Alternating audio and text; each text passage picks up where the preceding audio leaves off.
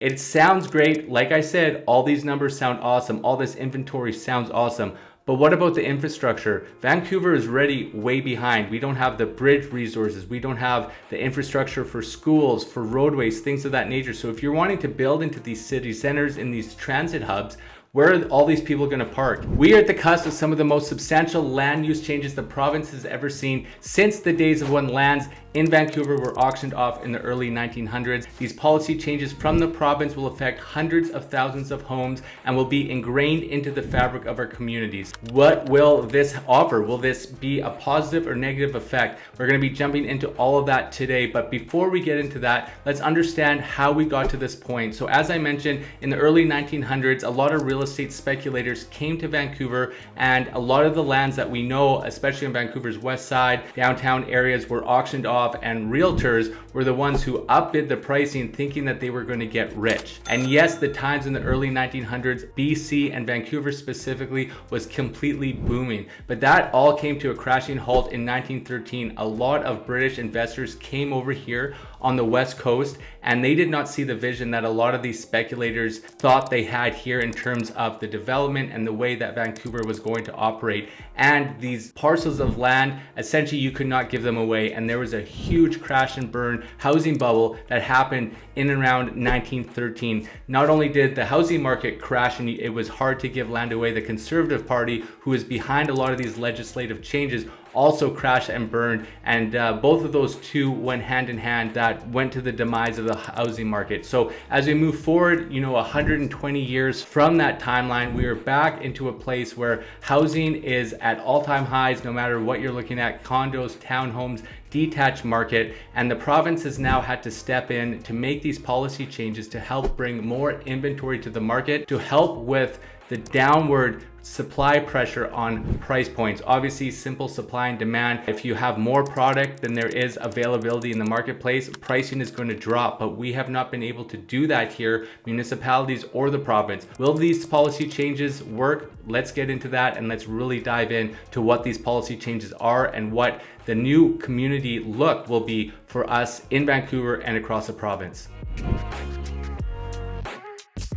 The policy plan that I'm referring to is called the Plex Plan, and it's designed to pivot from the traditional single-family homes that we are all used to and to densify these single-family lots. Depending on the size of lot, you're going to be able to put into place a lot more multiplexes. It's supposed to be a lot more efficient in terms of what we can build, so that we can bring a lot more families and individuals onto a single piece of land, especially in Vancouver, where we are very much landlocked. The Plex Plan is derived of 3 phases. The first phase will affect over 300,000 homes across the province, and the whole aim for that is to give buyers, homeowners, renters a lot more choices and to make land use a lot more efficient on these single family lots. The second phase of the Plex Plan includes an addition of 5,000 to 10,000 strategically placed condo units around major transit hubs such as SkyTrain, West Coast Express, and major bus loops. The whole purpose of this is to make sure that we have housing around these hubs so that people can come inside and outside of these municipalities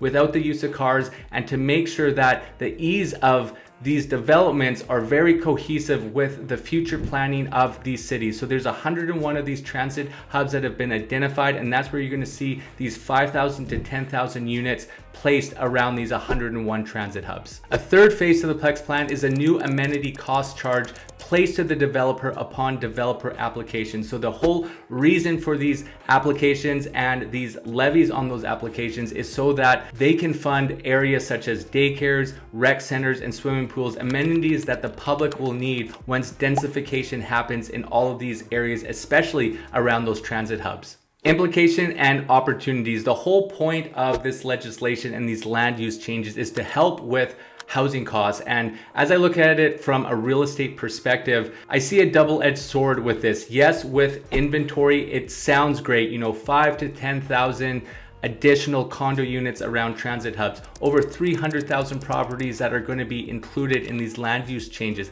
But at the end of the day, What is that going to do right off the top? If you own a detached property, especially larger lots or lots around these transit hubs, your property pricing is going to go up and absolutely through the roof. So you're instantaneously going to improve detached housing pricing and housing pricing around in those areas. Let's talk about some of the implications and opportunities with these land use changes. When you look at these numbers, they sound massive. 5 to 10,000 condo units, 300,000 properties affected by all of this. But when you look at the immigration numbers that are coming to Canada, how the bulk of newcomers to Canada are either coming to Toronto or Vancouver, not to mention the need within our province itself, it is just a drop in the bucket. These numbers are still not going to be enough, and I believe a lot of these policies that the NDP are bringing out here are just to get votes. It's the flavor of the day, housing. What can we do? What can we roll out to make it sound like we're doing something substantial? We're not going to see the benefit of this for years and years and years. And by the time that comes into fruition, we're going to need to quadruple these numbers, maybe even more, to be able to really curtail the supply.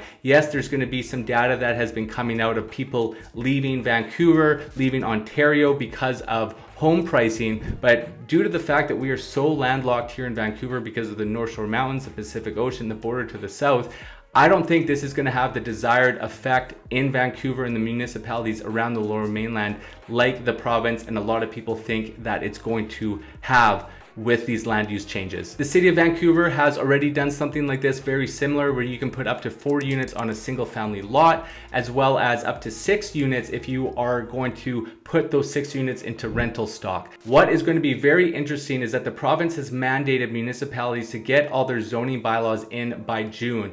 And then that is where we're going to see if these plans are going to be effective or not. In and around the States, in and around the world, they have done many things like this before. In California, there are over 40 million people that live there, and they've done something very similar to what the city of Vancouver is doing, as well as the province. And in the time that they've made these land use changes, there's been less than 100 applications to take advantage of these densities. And the reason being for it is parking. It sounds great. Like I said, all these numbers sound awesome. All this inventory sounds awesome. But what about the infrastructure? Vancouver is already way behind. We don't have the bridge resources. We don't have the infrastructure for schools, for roadways, things of that nature. So if you're wanting to build into these city centers, in these transit hubs, where are all these people going to park? I know that more and more buildings are coming out in Vancouver. I can think about the development of the South Burrard area by the Molson factory, where the bulk, if not all of those towers, are not going to have parkades. There is another development proposal on Main and 6, a 25 or so story timber building, very cool. It's going to be one of the largest freestanding timber buildings in the world, but no parking. So people still need cars. Transit in Vancouver still isn't where it should be. So where are all these people going to park? And with areas such as Minnesota, California, New Zealand, where they've done something like this, the cities have required developers to have to build a parkade underneath these developments so that people can park without clogging up the streets.